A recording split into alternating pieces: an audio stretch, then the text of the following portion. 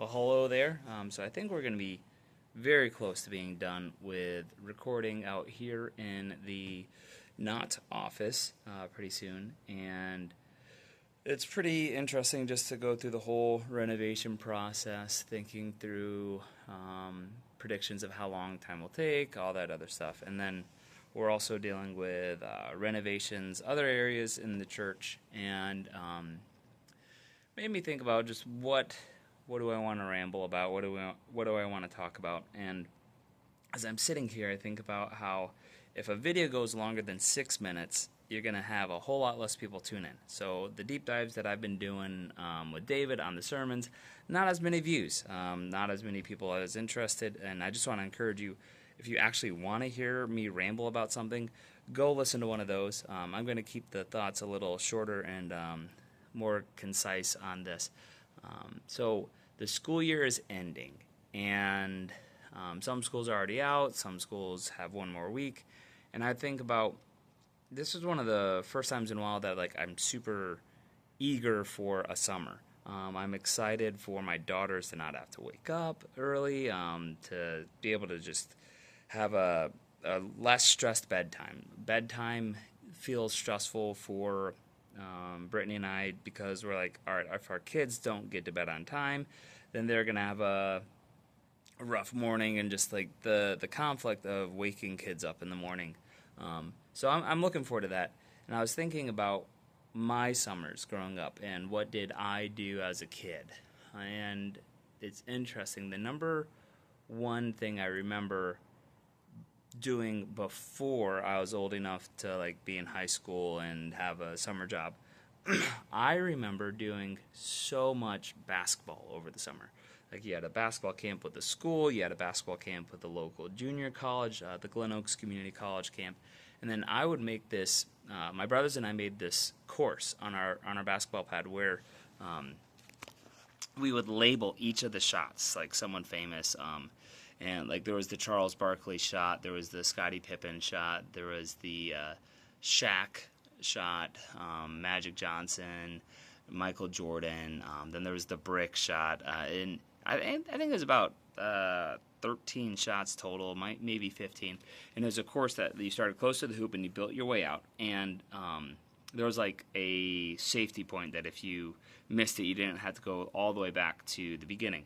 But with it, if you missed one of the shots or before that, you'd have to go all the way back to the start. And I just enjoy thinking about that memory from a standpoint where that was so much fun. That was so much basketball, and it developed skill.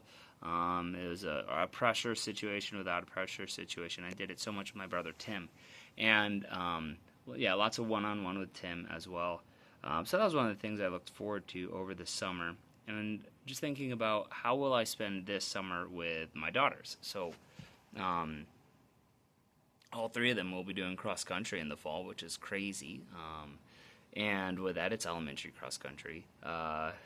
We got summer sports where Gracie's soccer is ending this Saturday, but Bennett will have softball.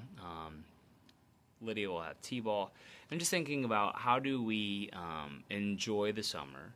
How we're going to take a couple of trips, but what changes in your life as an adult for the summer whenever you have a career and you have jobs that is not dependent upon the school cycle? So whenever you are from essentially 5 years old through 22 years old, your life revolves around the school year. And then if you go on and you do graduate studies like I did, your schedule is dependent on the school year. And so it's just been a weird thing as an adult trying to adjust my life without having everything revolve around the school calendar. And then you have kids and then everything revolves around the school calendar again.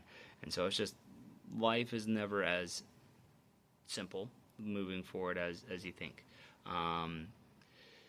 And so this weekend is Memorial Day weekend, and we're gonna go help with my dad redo a deck, and then after that, a weekend after that, I'll be doing a 100-kilometer bike ride, and that's a long bike ride, training for stuff with my schedule right now is different because we have to I have to drive Bennett to school, and in Astoria we only walked our kids to school because it was right there.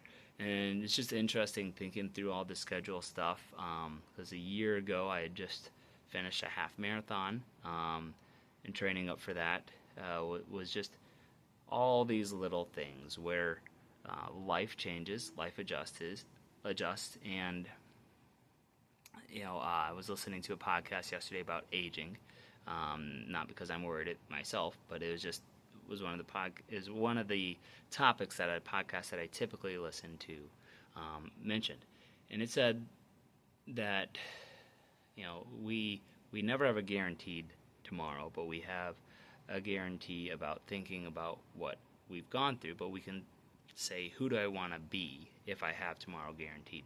And in this podcast, they mentioned something that my Greek professor in undergrad sort of stated, where life should be better each day from a standpoint, like when you hit your 70s, you have, like, why aren't you looking forward to your 70s? Why aren't you looking forward to your 60s? Why do we define the high point of life being vitality, where you can physically do something, versus if each day you are growing more patient, kind, compassionate, loving, and gracious, then that should be the self that you're looking most forward to, is whenever you've grown the most. So, just a few rambling thoughts, trying to keep it shorter, partially because I do the longer deep dives with David, but thank you everyone who's been faithfully listening to these things and kept it under 7 minutes.